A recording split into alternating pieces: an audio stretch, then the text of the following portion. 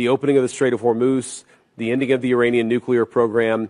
All of these things have already been accomplished. The question before us now is how much more can we accomplish together? Can we turn over a new leaf? Can we change? د هرمز تنګي پرانستل د ایران د اټومي پروګرام پای ته رسول د ټول کارونه لا د مخه تر سره شوي دي.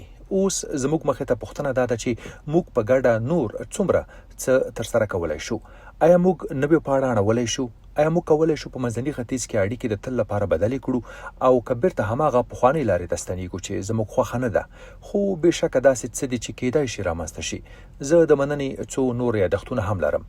تر هر څه مخکې د پاکستان لومړي وزیر ته چې د ولسمشر نږدې ملګری دی، زما هم نږدې ملګری دی، او هغه څوک دی چې د خپل رهبري او خورا محتاطو او ماهرانه خبرو اترو له لارې یې موږ دې پړاو ته راورسولو. I will say that since Field Marshal Munir welcomed us with the Prime Minister in Islamabad, I have joked that I have two very, very important people in my life, an Indian and a Pakistani.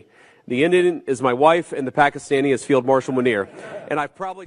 او د پاکستان د فیلډ مارشال آصف منیر په اړه باید ووایم چې له هغه وخته چې فیلډ مارشال منیر له لومړي وزیر سره موږ ته په اسلام آباد کې هرکلی وکړ، ما ټوکې کولې چې زما په ژوند کې دوه ډېر مهم کسان شته، یو هندی او بل پاکستانی. هندی زما میرمن ده او پاکستانی فیلډ مارشال منیر دی، او احتمالاً ما په تیرو 3 میاشتو کې له فیلډ مارشال منیر سره تر بل هر چا زیاتې خبرې کړې دي. موږ به د هغه د تدبیر او سیاست مداري پرته دلته نه وو.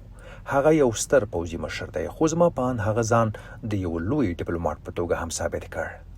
او البته هغه د امریکا د متحده ایالاتو یو حیرانونکی ملګری دی، او همدارنګه یې دې پړاو ته زموږ د رسیدو په بهیر کې مهم رول لوبولی دی.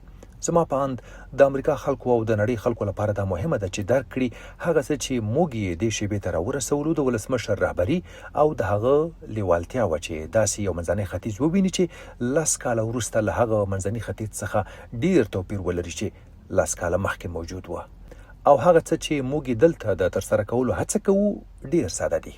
د ډیپلوماسۍ او ګډ کار له لارې د منځني ختیځ بدلون داسې سیمه چې ایران او د خلیج هیوادونه پکې یو بل سره په جګړه کې وو یا لږ تر لږه یې ډېرې ناسمې اړیکې لرلې، هغه سیمه چې ایران پکې د سیمې د بې ثباتۍ یو عامل وو، اوس موږ داسې راتلونکي وینو چې پکې هر څوک کولی شي په ګډه د سولې او هوساینې د ودې لپاره کار وکړي.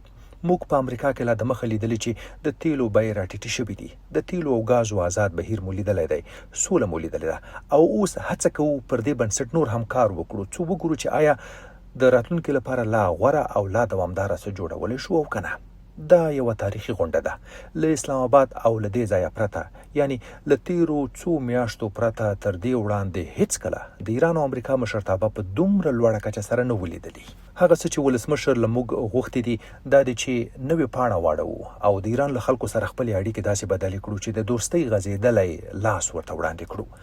یو داسې لاس چې د ایران خلکو ته وایي که ستاسو مشرتابه چمتو وي چې د سیمې د بې ثباتۍ عامل پاتې کېدل پرېږدي او که چمتو وي چې د اوږدې مودې لپاره د اټومي وسلو له هیلو تیر شي، نو متحده ایالات هم چمتو دي چې له هغه هیواد سره خپلې اړیکې بنسټیزې بدلې کړي. دا بې له شکه زموږ موخه ده. موږ یوازې په تیرو څو ساعتونو کې ستر پرمختګونه کړي دي او زه تمه لرم چې په راتلونکو ساعتونو کې به نور پرمختګونه هم وشي. له ټولو مننه. We've already made great progress over just the last few hours and I expect that we'll make additional progress in the hours to come. Thank you all.